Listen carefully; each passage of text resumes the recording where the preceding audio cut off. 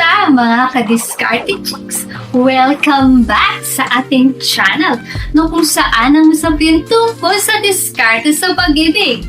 Ngayon, pag-uusapan natin ang 6 tips na wag mong gagawin pagdating sa tiyug-tiyugan. Mga ka-Diskarte Chicks, sa larangan ng pagkikipag-tiyug-tiyugan, meron tayong ilang mga importanteng bagay o mga tips na dapat ninyong alalahanin para maging kaaya-aya ang karanasan ng babae sa inyo. Kaya tara na't simulan na natin. Number 1, huwag matutulog. Mga guys, isa ito sa pinaka-common na ginagawa ninyo mga ka-Diskarte Chicks pagdating ng matinding pakikipagtigmaan, at karamihan sa inyo ay guilty nito, ang matulog agad. Alam naming matinding lakas ang ginugugol ninyo kada yugyugan, pero hanggat maaari ay iwasang matulog agad. Bagkus, higit na mas magandang gawin ay imbes na matulog ay makipag-usap sa inyong partner. Sa ganitong paraan ay mas lalong tatatag ang inyong pagsasama. Kausapin niyo siya at makipag-ugnayan sa mga importanteng bagay sa inyong dalawa. Sa ganitong paraan ay maiiwasan naming mga babae na mag-isip na baka ginagawa niyo lang kami para usan. Number 2, huwag maging makasarili. Mga ka-Diskarte Chicks, makinig kayong mabuti kasi sobrang napakahalaga nito. Ang ibig kong sabihin dito ay sana higit sa sarili ninyong kasiyahan ay isipin at isaalang-alang nyo muna ang kaligayahan ng partner ninyo, sapagkat ganon din naman ang iniisip namin, ang kaligayahan ng partner namin. Kadalasan kasi maraming mga lalaking ang gusto lang ay sumalakay agad sa bataan. Huwag ganon. Kung panonoorin nyo ang ibang videos ko, madalas ay binibigyang pahalaga ko ang tamang preparasyon at foreplay sa pakikipag-tiyug-tiyugan. Kasi kung puro kayo sugod na sugod sa bataan, agad-agad ay bibigyan lang kayo ng score na 70 o pasang-awa.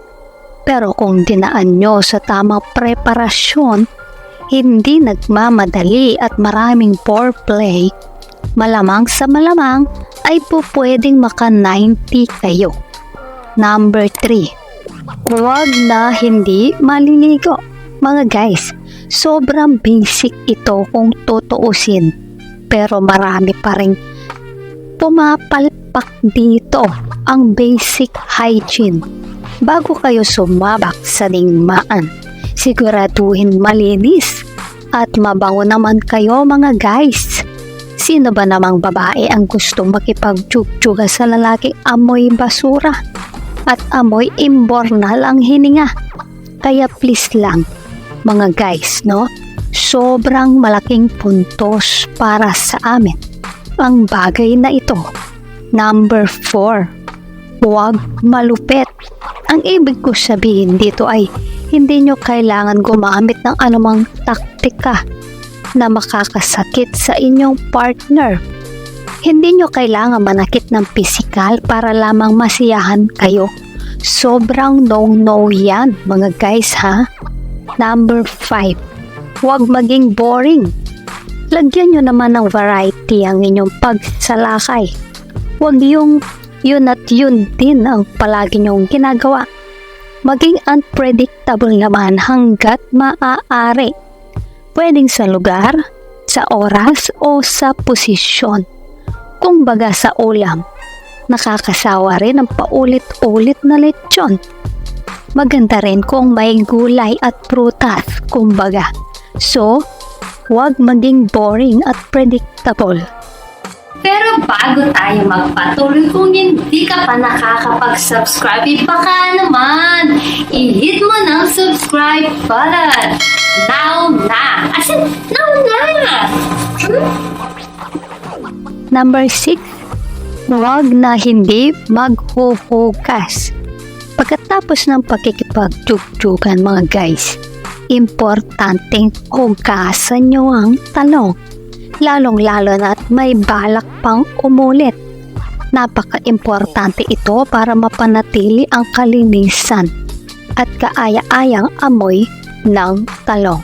Huwag maging kadiri. So yan mga guys. Ang 6 basic tips na hindi nyo dapat ginagawa sa larangan ng jug-jugan. Gawin ninyo ang mga tips na yan at siguradong mauulit pa kayo sa mga jowa ninyo. Good luck and God bless sa inyong lahat.